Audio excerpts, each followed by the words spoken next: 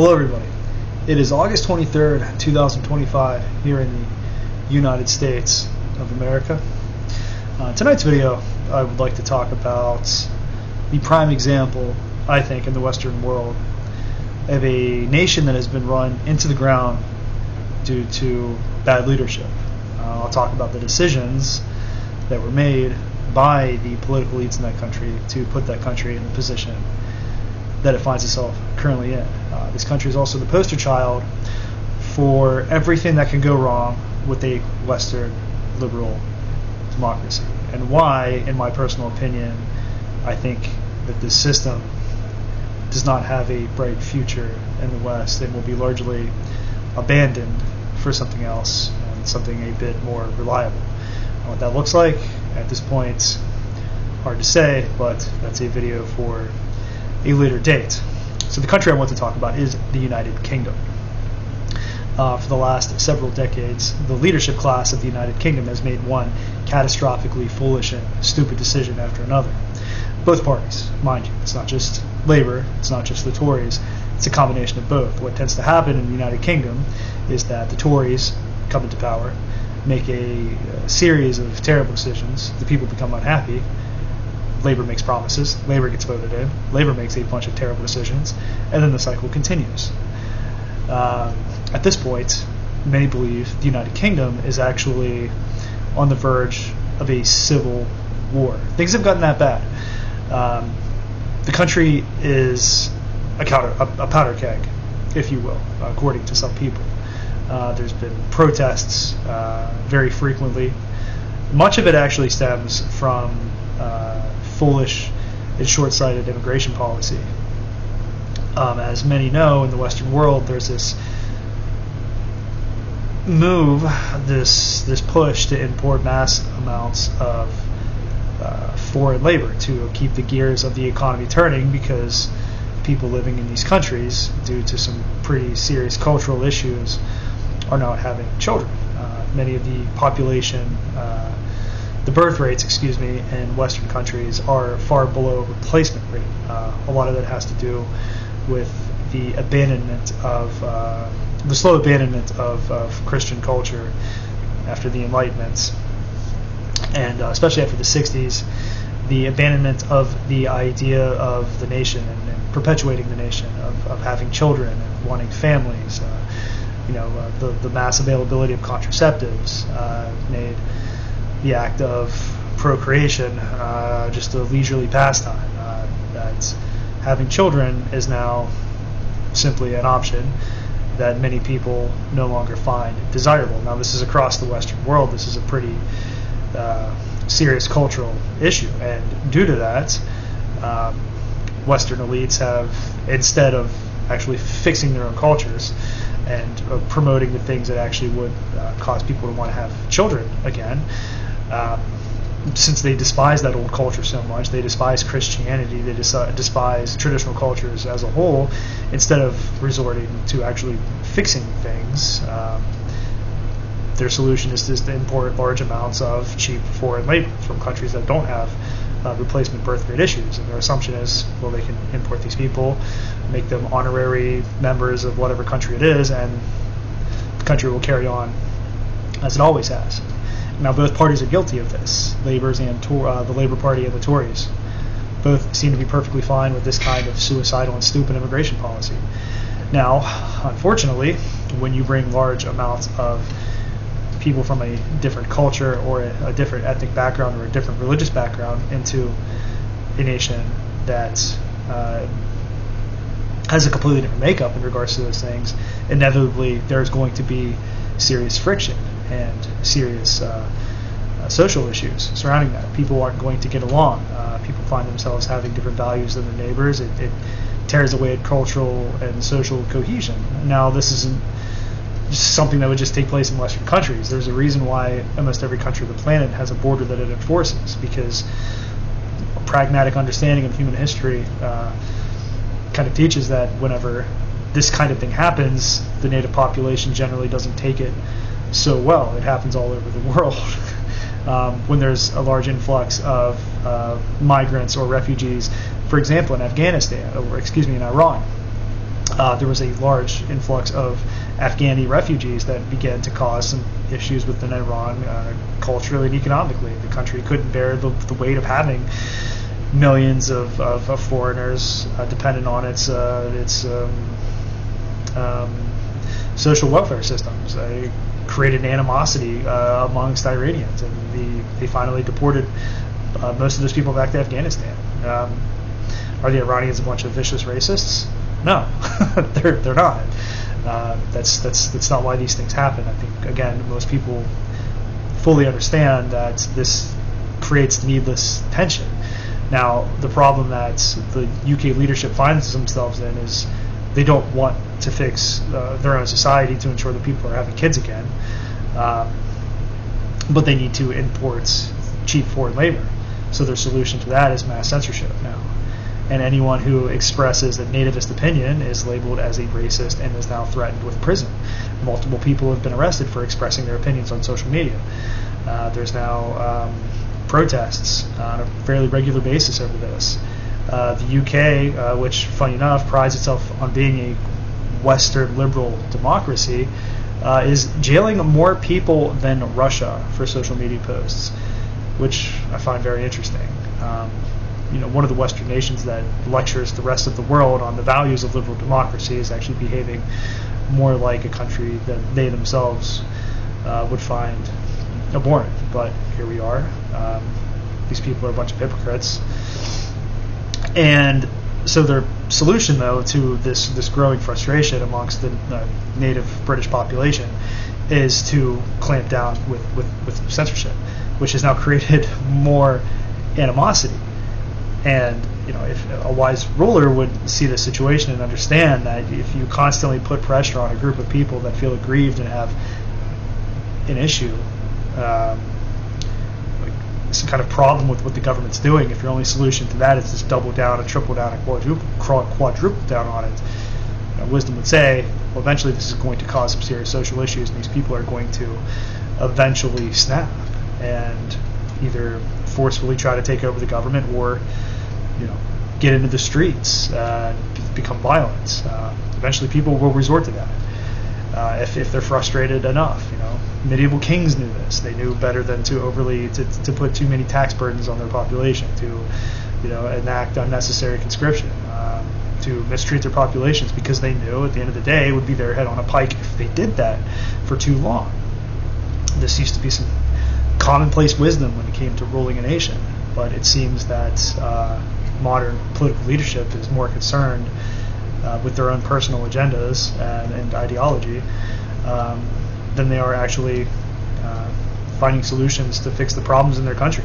And many of these elites that want mass importation of foreign labor also do genuinely believe that anyone that would take issue with having large amounts of people from another country come into theirs and change the cultural makeup of that nation. And anyone that would take issue with that they truly believe that person is a bigot and a racist, and that is their moral duty to ensure that person's voice is silenced. Okay, well, when more than half your population starts to feel like that, then what do? Do you throw them all in prison? Good luck with that. You can't. And what's interesting about that, though, is it's a natural human reaction. I think if anyone were to look at Japan and see how Japan would feel about large influxes of foreign labor, well, they wouldn't take too kindly to it. Now, while it's a good thing to be kind and courteous to people visiting your country, you absolutely should be welcoming. You also need to be firm on what your cultural values are, and that people are expected to follow your cultural values when they visit your country. And to be fair, many immigrants that say come to my country, the United States, actually do assimilate pretty well into American culture.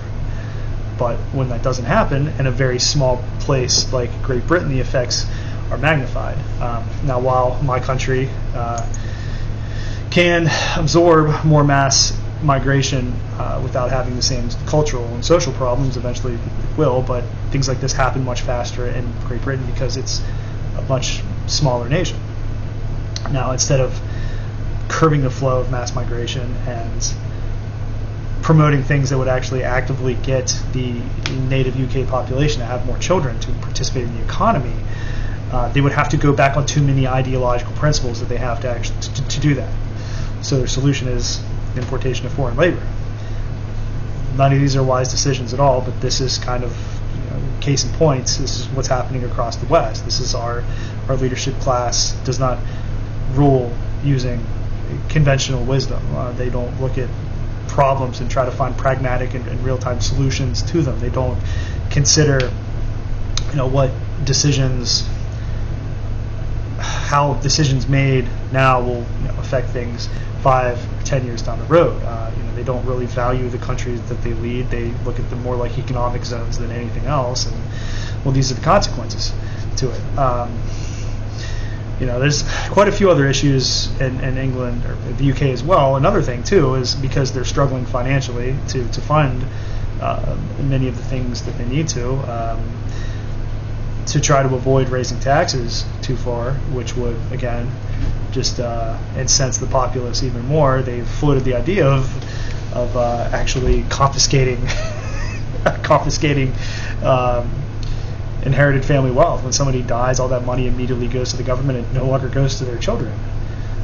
And there's people now on the BBC actively promoting this as a real solution to some of the country's financial problems. And dear Lord, did that have a backlash, and understandably so. Because again, it's saying that the money that your family accumulates cannot be passed down to your children to help your children to make their lives a bit easier. It now has to go back to the government. The government confiscates it. So now the same government that is actively censoring you, the same government that is ignoring all of your concerns with their policies, are now just saying, well, guess what? When you die, any of the money that you saved is now ours. Again, it's just adding fuel to the fire, and the UK and making everything worse. And now you have this push in the United Kingdom to declare the English flag as a hate symbol. The Union Jack is a hate symbol, which is absurd. And it's all to try to keep a lid on the inevitable consequences of this mass importation of foreign labor with no consideration given to how the local population would actually feel about these changes.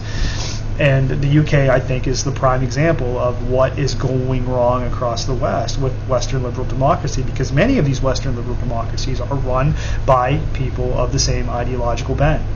Now, the United States, the last presidential election went the way that it did because the United States tends to be a much more conservative nation overall than many Western European nations. The conservative lobby in this country is much stronger, an actual conservative lobby, and the populist lobby too. And when the Biden administration, the last administration, pushed too far with many of their social political goals, there was a backlash, and they lost the next election. But in the UK, the problem is they don't have another option.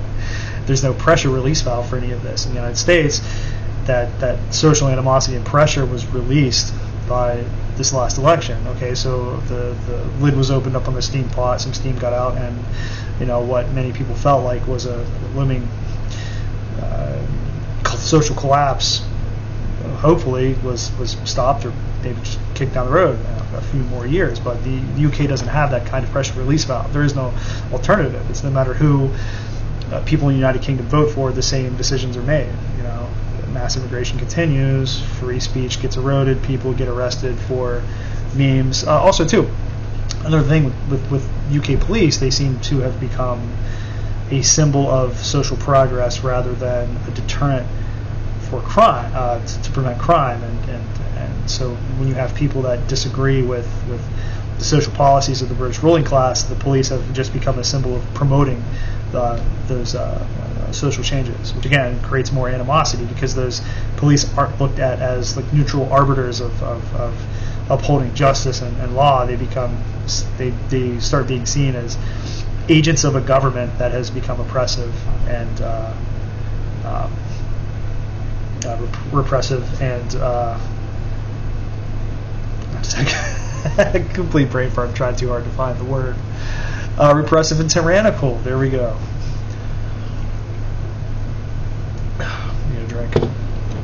And they become symbols of that. So if if you were ruling the country, if you were one of the political elites in the UK, maybe you would see that, take note, and say, you know what, maybe we should get all the social justice advertising off of our police vehicles, and maybe they can just enforce the law. Maybe they shouldn't be visiting teenagers for social media posts and posts made on Facebook. Maybe they should just be actively dealing with robberies and whatnot. Also, another thing too is, okay, so they've had an influx of knife crime in London again, because inevitably with like this mass influx of immigrants comes the street culture of some of those countries. So you end up with like street gangs and whatnot.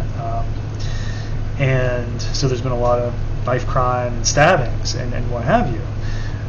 So their solution to that is, well, let's just ban knives. Let's be even more repressive and just take the knives away from people. Let's make knives illegal because, again, we refuse to actually deal with the consequences of our own foolish policies. So their only answer is just to double down and pass repressive laws and try to force the people that are upset about these changes to just keep forcing them into a corner and put enough pressure on them, and hopefully they just give up and go away. That's their goal. But if you're running a country that has this many internal social issues, you would have to assume at some point something has to give. And if you're really interested in long-term survival of your country, then you would need to backpedal on some of these policies, find out why people are responding the way they do, actually listen to them, and hopefully bring your country back to a stable political situation. But again, like, they're so ideologically tied to what they believe that doing so and actually addressing some of these concerns they would find like morally abhorrent. So they're just not going to do it. But all at the same time, while this is all happening, they are taking a very aggressive foreign policy posture against Russia, as if there's any military left to speak of in the United Kingdom. They can fit inside of a soccer stadium, all of them. The United Kingdom has neglected its military for the last 20 years, mainly because of its membership in NATO and the assumption that the United States would take care of all of its security needs. So the military there is woefully undermanned. They don't have much armor in the way to speak of. Like the Challenger 2 and 3 is colossal 70-ton waste of a tank that they don't have that many of, and they can't make that many more of. So if they were ever to get into a real shooting war with like a peer adversary like Russia and China, it'd last a week and they wouldn't have a military left to speak of. It's this gross mismanagement of this country from top to bottom, just one foolish decision after another. And I think if any Western liberal democracy finally has that moment where everything comes crashing down and things descend into chaos, I would say it's probably the United Kingdom. Do I want to see that happen? Would I like to see that happen? No, absolutely not. Like, most of my ancestry is Scottish, English, and German. I have an affinity to Scotland, and to a lesser extent an affinity for England. I don't want to see awful things happen in that country. I want to see those countries run competently by good people who actually care about the future of those countries. But I don't really think there's any stopping this train unless the people in charge, the leadership of the Tories, has some kind of epiphany and finally realizes, oh, wait a minute, let's pump the brakes on this thing. Let's all get together and drop all this ridiculous, these ideological positions that we have, and just competently govern this country. I don't see that happening. But anyways, that's all I wanted to talk about tonight. I will be back actually Wednesday with another video. I'm dropping down to 2 videos a week for the time being. My job is currently in its busy season, and I'm working roughly 50 hours a week right now, and so I don't have a lot of extra time, along with the family and everything else, to dedicate to making multiple videos a week. So just 2 for now, but I'll work on increasing the quality of these 2 videos and making them a little bit longer. I'd say about 20 minutes each. But I'll see everybody Wednesday, and have a good one, and God bless.